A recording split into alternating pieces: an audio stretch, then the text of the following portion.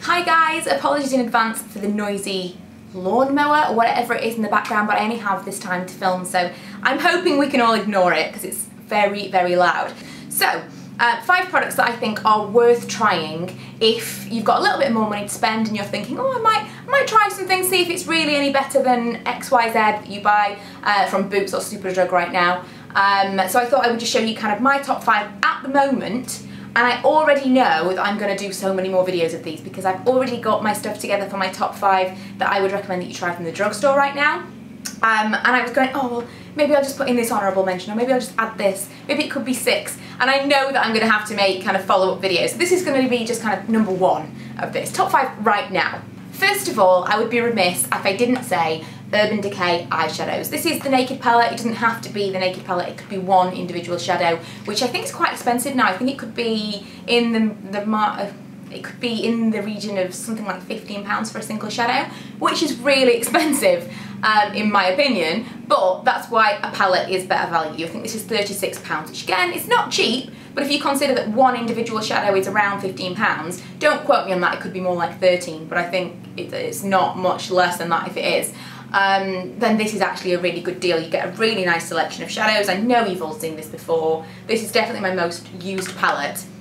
But Urban Decay eyeshadows are yet to be beaten for me by anything, and I don't think MAC holds a candle to Urban Decay. I love the MAC shadows, but if I had kind of 2 exact same colours, I would always go for the Urban Decay. They don't have as many binders, and they're generally just, the pigmentation is absolutely amazing compared to anything else that I have tried. If you want to try just one shadow, Smog is my all-time favourite. And that noise in the background has stopped, so let's move on to number 2.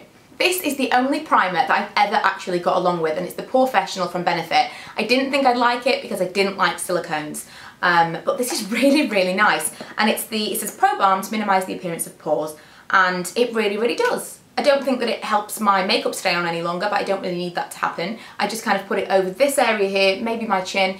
And for me, it's not my pores that I try to avoid, it's any areas where I've got kind of like a blemish that's going away or any dryness, and I feel like it just smooths everything over in those areas, and it's here that I do struggle with those things the most, any kind of imperfections, and it just blurs everything and it creates a nice smooth surface for the rest of my makeup. And I did a wedding, I had the bridesmaids for my friend's wedding a couple of weeks ago, or maybe last week as you're watching this now, and I did put it on some of the bridesmaids who did have maybe larger pores, and it works so, so well. And I know that some people don't like silicone products, but I didn't, and unless you're actually allergic, you have some bad reaction to it, I would definitely recommend that you give this a go. And quite often magazines will do kind of small miniature samples and things like that. If you ever see a sample that is available to you, then try it, because this is the only primer I've ever really, really liked. Next is this MAC Blotting Powder. It's a pressed powder, and it looks like this. The one that I have is medium dark, so I don't use it all the time because it's not really my all year round shade. But I'm really considering getting it in a lighter colour because it's just amazing. It's the best oil control powder I've ever used, and I've used a lot of products to try and combat my oil, and it just is so finely milled. I know that's a term that's so often used here on YouTube, but for an oil control powder, I find that some of them are just like putting talc on your face, which is all very well because after a couple of hours the oil soaks up into the powder and then everything looks a little bit nice and glowy, but this just never looks cakey at all. Fantastic for touch-ups on the go. I did use this on the bridal party throughout the day when they are starting to get a little bit shiny because, you know, it's a long day, and it just looks so, so natural. So if you are oily and you're looking for something that's not going to look too cakey on your skin, I would definitely recommend that you try this. Number 4 is this, and it's the NARS Multiple in Malaysia. It could be a multiple in anything, but I would recommend a matte bronzer because I have got so much use out of this and there's still so much product left. If you are aware of the multiples, you can also get them in pan form, so you basically can get them in this little compact that lifts up, and it's got a mirror and it's all beautiful, and you can sometimes get there are 2 in 1. The difference in the product is immense. I think, what is this?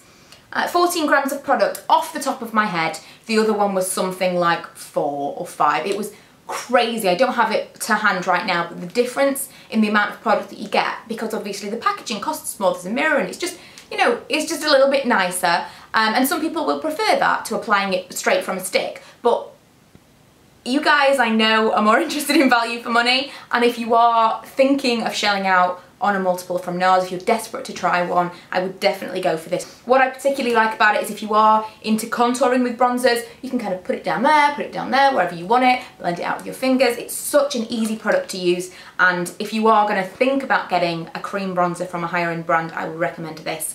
Or any of the matte bronzers from NARS. I've got the Chanel one, I'm not super impressed with it. This is way better. Lastly, I had to mention the Smashbox Brow Tech To Go. I have raved and raved about this. It's the best eyebrow pencil I've ever used. The reason that I originally got it is because I found it really difficult to find something that matched my hair. I will say Rimmel Brow Pencil for the darker haired girls or warmer, generally warmer toned, is really, really nice. Hazel is the lightest one that they do, I believe. And it was just a little bit too warm for my hair when I had the really super platinum blonde hair. And so I was looking for something else, and even as I got darker I was still ashy toned in my hair. Now it's a lot warmer, it would probably work better with the Rimmel. But it was still really, really warm for me at that point, and so I was looking everywhere for something, and eventually I found this, and it's £19, but I would absolutely repurchase it. It is amazing. It lasted me about 3 months. But this is just such a multi-purpose product. I think it would work for so many different hair colours. This particular taupe shade, it has this funky little thing on the end, which, to be quite honest, I mean, people have said, oh, you can get this from like different places on eBay, and Asian products, they do this a lot, this kind of angled whatever. This doesn't really bother me. It could be a regular eyebrow pencil. I had one from MAC that I really liked, but it lasted me like 3 or 4 weeks, and so it didn't make sense financially to repurchase that, whereas this one lasts a long time. So I don't care that it's got that angled tip, but it works really nicely, so it's a nice benefit to it, I suppose. And then on the end it has this brow gel, which I don't use so much just because my brows are basically non-existent. I have to pencil them in completely for nothing. So yeah, I had to mention it, and if you do struggle with finding the right shade or an ashy shade, I would definitely recommend you give Smashbox a go. Even though it's quite expensive, it lasts a really long time. But if you are kind of a darker brow, then the Rimmel ones are fantastic, and they're as good as you need them to be, really. So I hope you enjoyed this video. I hope that you kind of can take it in the tone that it was intended, that I usually will go for more budget products, and these are products that I really would recommend, even though they are higher priced. If I could find something that was just as good, I wouldn't really recommend it. So I absolutely love these products. If you have any products that you would like to recommend, then leave them in the comments, but I probably will do a follow-up to this as well. So don't think, oh, you've left this out, you've left that out, because there's loads of other products that I could talk about that I really would recommend that you try that are slightly more expensive, but I'll probably do another one next month. So yeah, hope you enjoyed this video, and the next one of this kind will be 5 budget products that I recommend you trying as well. Bye!